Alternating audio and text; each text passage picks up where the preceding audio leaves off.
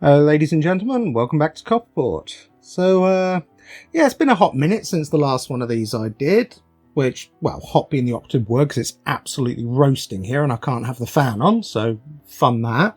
But yeah, for those of you that didn't know, I started a new job recently and that's messed up my schedule a little bit, but we seem to be getting back on track, so hopefully things should be running smoother from here on out.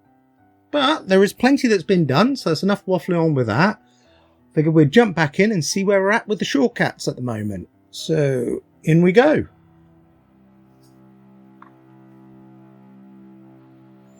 Alright, so we are back on our abandoned little house on Coltman Lane.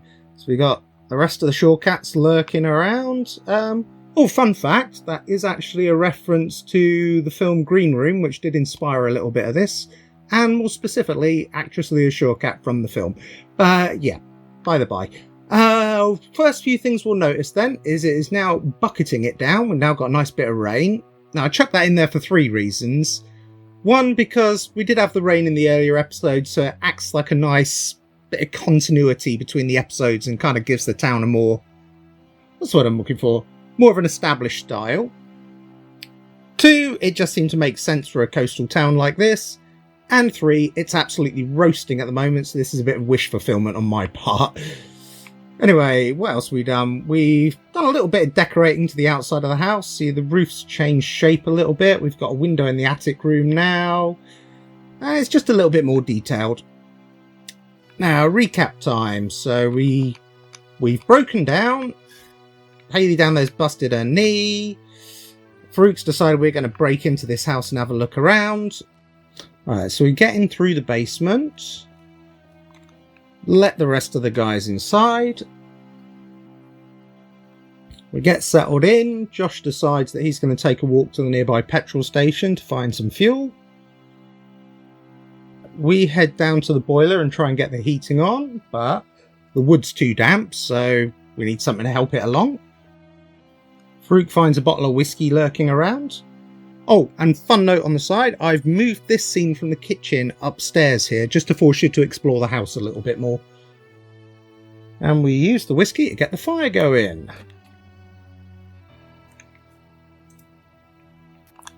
And if I remember right, this is pretty much where we left off last time. So, let's see what else we got going on. I'm going to close that up. Not entirely sure why, but just wanted to. Right, so as we can see, once again I've got the time of day code that I wrote kicking on, so it's now a little bit later, it's a bit darker already. And although I haven't put it in yet, round about this point we should start hearing guitar music drifting down from upstairs. So let's go up and have a look. Our guys have got comfy and they're having a little impromptu performance. So we should have a whole new scene here. Yeah, so I haven't put the music in here yet because Melissa here, yeah, has actually written her first ever guitar piece, which we'll be using for that, but we just need to get around to recording it. Anyway, let's see what's going on. Ooh, what's that stink? Well, sod you too. No, it's kind of sickly sweet. Oh, that. I had to use the whiskey to get the boiler started. All of it? Every last drop. Bugger. Well, at least it's warm now. You still got the bottle? Yep. I'll hand it over. We might as well make use of that at least. Get comfortable, Iz. There's not much else we can do until Josh gets back.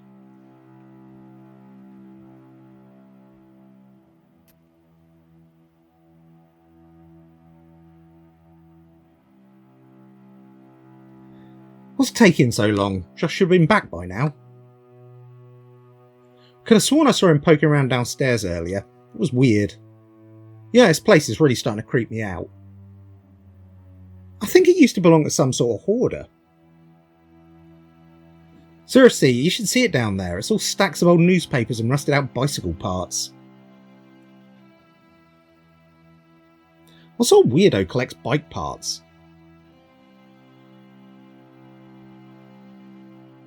A psychopath?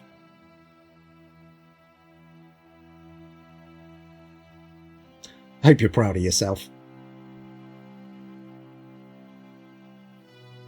Sorry, I had to get that cheap little joke in there. What the hell was that? You okay, Iz? Didn't you hear that? Hear what? That completely unmistakable loud-ass noise. I didn't hear anything. Yeah, me neither. Seriously, neither of you heard that? No, Izzy, we didn't hear anything. Fine then, I'll check it out for myself. Yeah, I need to do a little bit of something with the sound effects there, because that loud-ass unmistakable noise needs to be a lot more loud-ass and unmistakable. But yeah, so we're now a lot darker, a lot later in the day. These two are just going to pootle around, and we're off to see what the bang was. Right, so once we spent a bit of time poking around and exploring the house, we should eventually find... Yeah, the bathroom door is now off its hinges and open, which gives us access to... a lantern, so we can finally get a bit of light up in here. So matches, lantern, that's better. Now, try not to give away too many of the puzzle solutions, so there is something else in here that we can pick up to progress with. So what I'm going to do here is I'm just going to skip ahead to the next bit of progress. Right, so we're in the garage, so we can see the texturing on the car is coming along quite nicely. Still a few details missing, but we're getting there. We're all locked up, so we're going to need a key for that later, but we can pop you open. That engine took forever to build and texture, by the way, just saying. Anyway, let's have a little look at that. Someone's removed the battery. Oh, sweet. Reckon we can siphon off some fuel? The van's diesel. Even if the fuel's still good, it'll kill the engine stone dead. Bollocks. Don't suppose we can... steal a random stranger's car? I don't think so. Seriously, what is it with you guys in trying to rob this place? It's just a thought. About time. And off he goes to answer the door. Right, so you might notice there's still a few animations missing from those sequences, just getting their heads to turn in the right direction, bit of arm movement, that sort of thing, but we'll get around to that. I also need to tidy up the timing a bit between the subtitles. Sometimes they go past a bit too quick, sometimes they're a bit too slow. But yeah, let's go and see if Josh is back. Or not. The door is locked from the other side, so we are now trapped in the garage. So this sequence I initially didn't intend to put in, but just coming straight out the door to the front door, it was the timing wasn't right and it didn't give enough time for it to build up, basically. So we've put this sequence in to draw things out a little bit and just give us a different angle of approach. So once again, I don't want to give away how to get out of it, so we're going to skip ahead. So we are out of the garage. Like I say, it's not exactly rocket science, that puzzle. I'm sure you can figure it out, but the entire purpose was just to put us down here in the cellar so that we could approach the front door from the back of the house and get a better view. Like so. So we now have this lovely long shot along the corridor and a very empty house. Where is everybody? So we pop outside. And that looks familiar. A jacket. And then we've got... ooh. What looks like Farouk's driving license as well. But I'm not going to pick that up, because if I do that, that is going to trigger the entirety of the rest of the gameplay, and we don't want to get into that just yet, so that will wait for the next one. But yeah, that's essentially where we are so far. Coming along, not as fast as I'd like, thanks to the setbacks last month, but well on pace again. And like I say, a load of the other stuff is already built and ready to go for when I hit that, but still needs a bit of a tidy up. Anyway, as per usual, the entire file as is will be uploaded to Patreon. That should be up within the hour.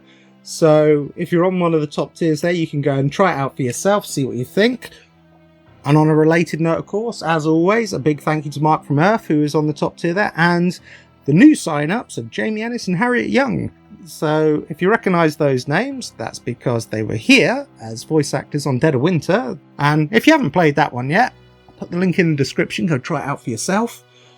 You can keep up to date with what's going on as well on sort of quasi-daily basis, because I upload where I can to Twitter and Instagram, so you can follow on both of those.